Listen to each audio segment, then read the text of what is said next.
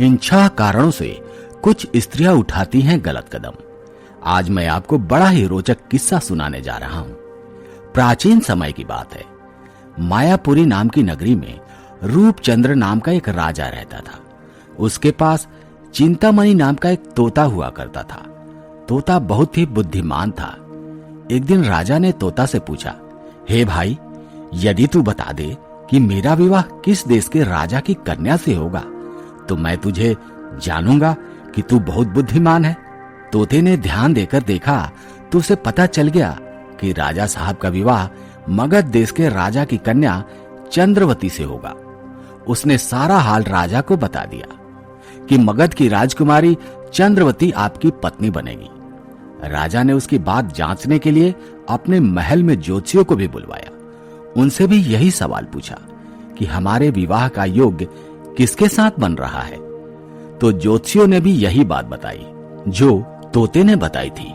अब तो राजा को अपने तोते की भविष्यवाणी पर पूरा यकीन हो गया था। मित्रों, उधर जिस राजकुमारी चंद्रवती का नाम तोते ने राजा को बताया था, उस राजकुमारी के पास भी एक मंजरी नाम की मैना हुआ करती थी। उसने एक मैना पाल के रखा था।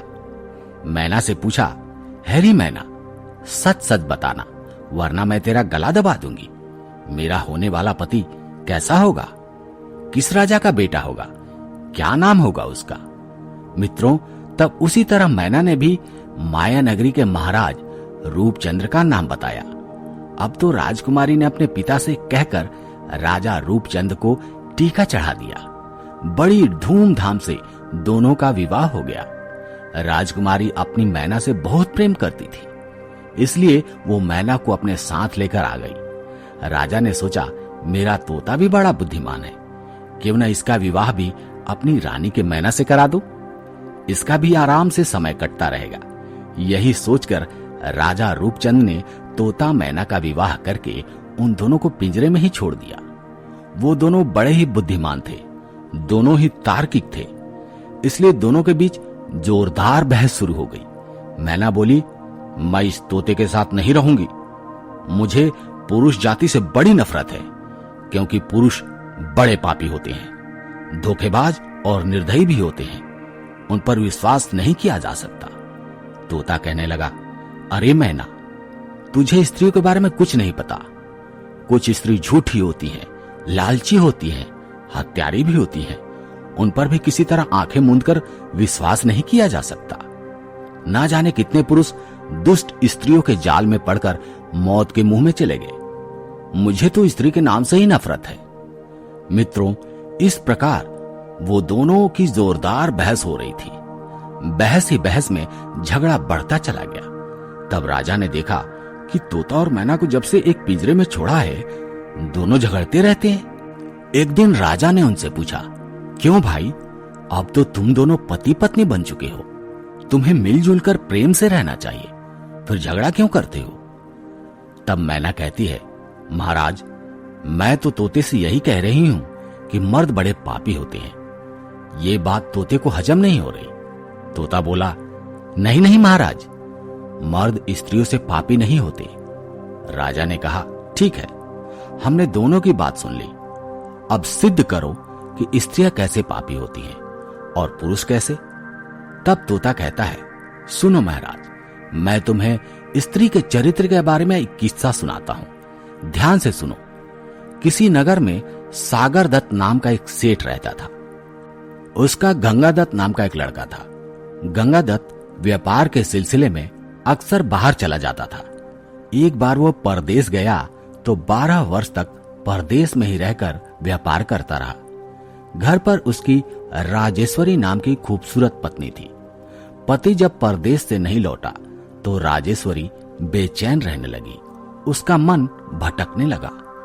यदि स्त्री को अकेले ही रहना होता तो अपने पिता के घर भी रह लेती। आखिर वो दुल्हन बनकर किसी पुरुष के साथ क्यों आती है? ये बात पुरुषों को सोचना चाहिए। परंतु जो स्त्री पति के रहने पर भी दूसरे पुरुषों में आसक्ति दिखाती है तो उनका यह काम निंदनीय है। स्त्री को अपने सतीत्व की रक्षा स्वयं करनी चाहिए। पति यदि किसी कारणवश परदेश में फंसा है तो उसकी मजबूरी को भी समझना चाहिए।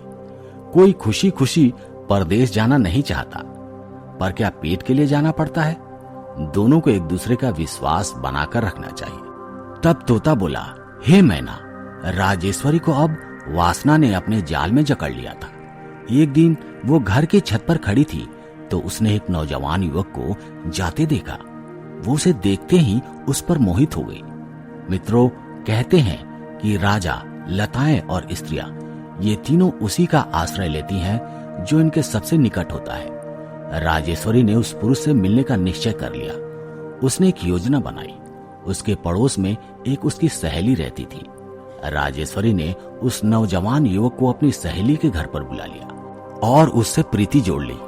प्रिय बंधु, अब तो वो हर रोज रात होते ही अपने सखी के घर पर चली जाती। वहीं उसका मित्र भी आता। दोनों आपस में खूब मीठी मीठी बातें करते और दिन निकलने पर अपने अपने घर लौट आते। इस प्रकार धीरे धीरे काफी दिन बीत गए। उनका मिलना जुलना जारी रहा। एक दिन राजेश्वरी का पति परदेश से लौट आया। पति को आया देखकर पत्नी बड़ी दुखी हुई। सोचने लगी, अब मैं इनके रहते अपने प्रेमी से कैसे मिलने जाऊंगी। उसने सोचा, चलो कोई बात नहीं, पति जब सो जाएगा तब उससे मिलने चले जाऊंगी। पति हारा थकाया था, सो रात को जल्दी सो गया। इस दौरान राजेश्वरी घर से निकलकर प्रेमी के पास चल दी। जब वो उससे मिलने जा रही थी तो रात्रि में रास्ते में एक चोर मिला जो चोरी करने के लिए कहीं जा रहा था। आधी रात के समय उसने एक स्त्री को जाते देखा तो सोचने लगा कि इतनी रात गए ये स्त्री कहाँ जा रही है। जरूर इसका किसी पुरुष से संबंध होगा। चोर पीछा करने लगा। ये देखने लगा कि देखें कहाँ जाती है। मित्रों, उधर चोर छिपकर ये देख रहा था कि वो स्त्री अपनी सहेली के घर पर पहुंच गई। पर क्या हुआ, संजोग से उस दिन उस स्त्री के प्रेमी को सर्प ने डस लिया था। उसकी मृत्यु हो चुकी थी। राजेश्वरी ने समझा कि अभी वो सो रहा है। उसी के घर के द्वार पर एक पीपल का पेड़ था जिस पर एक भयंकर प्रेत बैठा हुआ था। यह सब लीला देख रहा था। प्रेत ने सोचा कि क्यों ना मौके का फायदा उठाया जाए। प्रेत उस मरे हुए आदमी के शरीर में घुस गया। उस औरत के साथ समागम करके उसकी नाक काट ली और उसके बाद प्रेत उसके शरीर से निकलकर फिर से जाकर पीपल पर बैठ गया। वो स्त्री अपनी कटी हुई नाक लेकर रोती चिल्लाती अपनी सहेली के पास पहुंची। उसे सारी बात बताई कि बहन, आज इस दुष्ट ने मेरी नाक काट ली। अब मैं अपने पति को क्या जवाब दूंगी। सहेली ने समझाया, देखो बहन, अब तो बचने का सिर्फ एक ही तरीका है। तू अपने पति के पास जाकर जोर जोर से चिल्लाना शुरू कर देना। जब कोई पूछे तो कह देना कि पति ने नाक काट ली। दोष तेरे पति पर लग जाएगा और तू बच जाएगी। प्रिय बंधु, सहेली ने भी उसे बड़ी अच्छी युक्ति सुझाई थी। राजेश्वरी ने वैसा ही किया। वो अपने पति के पास जाकर जोर जोर से चिल्लाने लगी और रोने लगी। उसका रोना सुनकर घर वाले, मोहल्ले वाले, पड़ोस वाले सारे लोग इकट्ठे हो गए। उसका पति भी जाग गया। उसने सारा दोष अपने पति पर मढ़ दिया। पिता ने यह खबर नगर के कोतवाल को दे दी। कोतवाल ने अपने सिपाहियों को भेजकर उसको पकड़वा लिया। सुबह राजा के दरबार में उसकी पेशी होनी थी। राजा ने जब उस स्त्री की बुरी हालत देखी तो क्रोधित होकर गंगा दत्त को सूली पर चढ़ाने का आदेश दे दिया। प्रिय बंधु, उधर उस चोर को पता चला कि गंगा दत्त को सूली पर लटकाया जा रहा है तो उसने सोचा कि अब तक मैंने बहुत पाप किए हैं। उधर गंगा दत्त को सूली पर चढ़ाया जा रहा है, क्यों न उसकी जान बचाकर मैं पुण्य कमा लूं। चोर फौरन भागता हुआ राजा के पास पहुंचा और बोला, हुजूर, गंगा दत्त निर्दोष है। दोषी तो उसकी स्त्री है, उसकी पत्नी है, जो अपने बेगुनाह पति को सूली पर चढ़वा रही है। उसने सारी बात बताई। महाराज, मैं पेशे से एक चोर हूं और कल रात मैं चोरी करने के लिए घर से निकला तो मैंने देखा कि एक स्त्री तेजी से कहीं जा रही है। मैंने उसका पीछा किया तो पता चला कि वो अपने प्रेमी से मिलने आई है। पर दुर्भाग्य, उस दिन उसके प्रेमी को सर्प ने डस लिया, जिसके कारण वो मर चुका था। वहीं पीपल के वृक्ष पर एक प्रेत रहता था। वो उस मरे हुए आदमी के शरीर में समाया और उस स्त्री की नाक काट ली। अगर विश्वास ना हो तो इसकी सहेली के घर में जाकर देख लो। वो आदमी अभी भी वहां मरा पड़ा होगा और उसके मुख में इस औरत की कटी हुई नाक मिलेगी। मित्रों, चोरी की बात जानने के लिए राजा ने अपने सिपाहियों को भेजकर इस बात का पता करवाया तो बात बिल्कुल सच निकली। राजा ने तुरंत अपना फैसला बदलते हुए गंगादत्त को रिहा कर दिया और उस झूठी मक्कार फरेबी स्त्री को जेल में डलवा दिया। तोते ने कहा, हे राजन, मनुष्य पाप को छुपाने के लिए सैकड़ों नए पाप कर डालता है। वो समाज के सामने अपने पाप को स्वीकारने के बदले उसे छुपाने में सारी शक्ति झोंक देता है, चाहे उसमें कितने ही पाप क्यों न हो जाए। स्त्री हो या पुरुष, धर्म का ज्ञान दोनों को होना चाहिए। दोनों को संयमित रहकर अपने कर्तव्यों का निर्वहन करना चाहिए। मित्रों, तोता की बात सुनकर मैना बोली, राजन, मैं तोता की बात से सहमत नहीं हूं। किसी काम की दोषी सिर्फ स्त्रियों को नहीं ठहराया जा सकता, उनके गलत चलन में पुरुषों का भी सहभाग होता है। कई बार पुरुषों की गलतियों से स्त्रियां भटक जाती हैं। आज मैं तुम्हें 6 ऐसे कारण बता रही हूं जिसके चलते स्त्री गलत मार्ग पर निकल जाती है।